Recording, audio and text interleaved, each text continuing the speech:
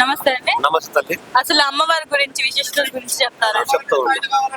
ఈ అమ్మవారు ఆవు పెళ్లిలో పుట్టింది. పుట్టుక అసలు ఫస్ట్ ఆవు పెళ్లి నుంచి అక్కంచెల్లి తిండి లేక తిప్పలు లేక వాళ్ళ చుట్టాలు ఇక్కడ కన్యపల్లిలో ఉన్నారు. కన్యపల్లి రాగా చిన్న బాలుడై వాళ్ళెమ్మడి వచ్చి ఆయిలాపురంలో ఆగిండు ఆయన.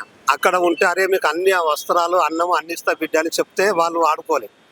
ఏలుకోక లేకపోతే దేవునికి ఆలోచన చేయకపోతే అక్కంచేలి అలిగి మళ్ళా బయకపేటకు వచ్చింది. బయకపేట నుంచి అక్కడ వాళ్ళు వేలుకోకపోతే మేడారం వచ్చింది. మేడారం వచ్చినాక పగిడిదరాతో పెళ్ళైంది. సారలమ్మ కుటుంబం వాళ్ళందరూ బలగం గోవిందరాజు వీళ్ళందరూ పెరిగినాక ఇక్కడ వేడుకుంటుంటే రాజులకు వీళ్ళకు యుద్ధం వచ్చింది. పన్ను కట్టాలంటే వీళ్ళ దగ్గర డబ్బులు లేవు. తిండిగా తిప్పల ఉన్నది కాబట్టి సార్ మేము ఇప్పుడు కట్టము, మాకు పంటలు పండిన కడతా అంటే అక్కడ యుద్ధం వచ్చింది. యుద్ధం అయినాక వాళ్ళు 60 మంది అయ్యారు, వీళ్ళు 20 మంది అయ్యారు. ఏ కోయరాదు యుద్ధంలో కొంతమంది చనిపోయినారు. అక్కడ జంపన్న అనేది సంపన్న వాగది. సంపన్న వాగులో జంపన్న సరిపోతే జంపన్న వాగయింది. వాళ్ళ బిడ్డ సారలమ్మ కన్నెపల్లికి పోయింది. యుద్ధంలో ఓడి ఇక్కడి సమ్మక్కనేమో చిలకల గట్టుకు పోయింది. చిలకల గట్టుకు పోతే ఇక సిద్ధమైన షికారు పోతే అక్కడ దొరికింది చిన్న బాలలాగా. దొరికితే వాళ్ళు వేడుకున్నారు. ఇక్కడ అమ్మవారు గద్దె నిలిచింది. గోవిందరాజు పైడిదరాజు జంపన్న సారలమ్మ సమ్మక్క ఇక్కడ ఉన్నారు. 100 నుంచి 1000, 1000 నుంచి లక్షలు, లక్షల నుంచి కోట్ల మంది భక్తులు వస్తున్నారు. మంచి జరుగుతుంది. అందరు మొక్కుతున్నారు, సంతోషంగా ఉన్నారు. పిల్లలు కాని వాళ్ళు పిల్లలు అయితే మొక్కితే కూడా పిల్లలు అవుతున్నారు. బరకది లేని వాళ్ళకి మొక్కిన బరకత అవుతుంది.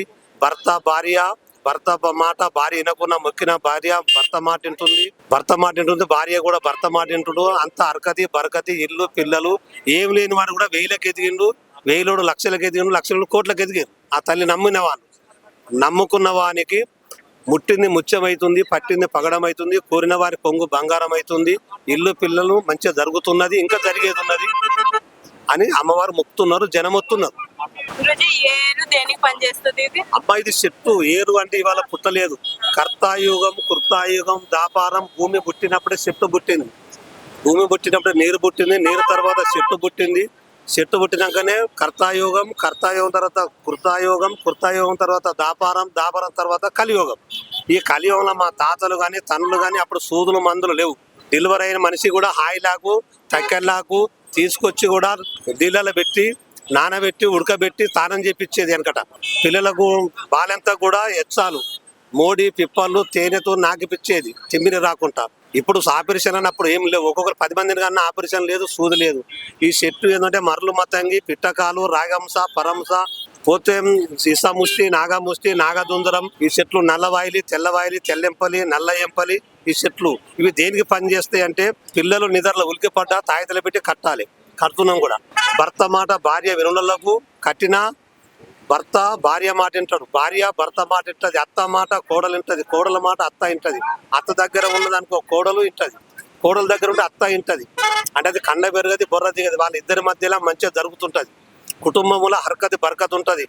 పంట మీద పసల కాడ ఒక చెట్టు కట్టినా గాలి ధూళి చలగదు, గ్రహాలు పీడలు జలగాయి. ఎవడన్నా వెనకట నేర్చుకున్నాడు మంత్రకాడ ఉంటే వాడు చేసిన మంత్రం కానీ యంత్రం కానీ చెడు అనేది పోతుంది.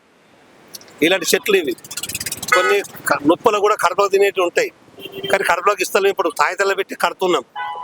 నాగదోషం ఉన్న వాళ్ళకు, సంతానం కాని వాళ్ళకు, ఇంటిలో బరకత లేని వాళ్ళకు, అయ్యా నా భర్త నా మాట లేడు, ఒక అమ్మాయిని ప్రేమించిన ఆ అమ్మాయి నాకు వస్తలేదని బాధలో వస్తాడు. సామాన్య బతకనని కూడా వస్తాడు. కొత్త వాళ్ళకి తాయి తీస్తాం, బిడ్డ నీ ప్రేమించిన అమ్మాయి నీ మాట వింటది, నువ్వు బాగుపడతావు నాయనని ఆయనకి యంత్రం ఇచ్చాడు. ఆయన లోపల ఉన్న రోగం పోతుంది, మనసు స్థిరపడుతుంది, సచ్చినోడు కూడా బతాడు. అంటే వాళ్ళ మానసిక బాధ పోతుంది, అనుమానం నిర్మాణం అవుతుంది. అలాంటి చెట్లు ఇవి. ఎవరైనా వచ్చి ఇలా మీరు కట్టిన తాయత్తు వల్ల నాకు ఇది జరిగింది అని ఎవరైనా మీకు చెప్పారా? చెప్పిండ్రు. అంగో దోతో కట్టమో కానికో. ఇప్పుడు 100 ఇచ్చేవాడు జరిగినాక వచ్చి 400 ఇచ్చినోడు 500 ఇచ్చినోళ్ళు. సంతానం గురించి యంత్రం ఎత్తా మాకు సంతానం కొడుకో బిడ్డో కలిగిందని కూడా బట్టలు బంగారము తువ్వాలలో కప్పిన వాళ్ళు ఉన్నారు. మా తాతలు ఇదే పని చేసారు, మా తనులు ఇదే పని చేసారు, మేము ఇదే పని. కానీ ఈ పని మా వారికి మా పిల్లలకు నేర్పుతలేము. మా పిల్లలు చదువులే, ఇది మేమే నేర్పుకుంటాం. అంటే అంతరియకుండా అంటే 100లో 2 3 నేర్పుతున్నాం. కానీ అందరికి కాదు, కొంతమంది చదివిస్తున్నాం. ఇది అంతరించొద్దనే 2 3 పిల్లలు నేర్పుకున్నాం.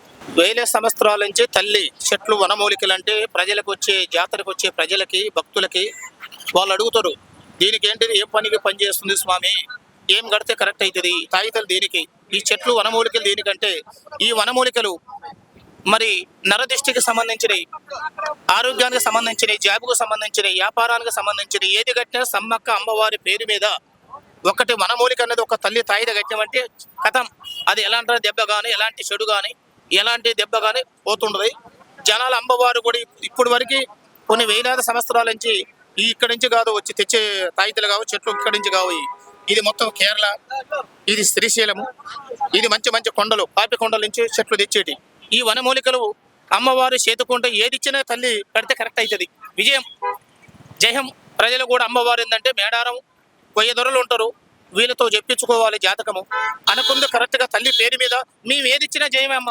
ఇప్పుడు వరకైతే మేము ఏది ఇచ్చినా కరెక్ట్ గా తల్లి పేరు చెప్పేస్తే కరెక్ట్ అవుతుంది విజయం. ఇప్పుడు కూడా విజయము అమ్మవారి విజయాంతంతోనే తల్లి కాడ కూర్చున్నాం. కుర్రు జయ కొండ దేవత, కుర్రు కుర్రు. లైక్ చేయండి, షేర్ చేయండి, సబ్స్క్రైబ్ చేయండి. మరిన్ని వీడియోల కోసం బెల్ సింబల్ పై క్లిక్ చేయండి.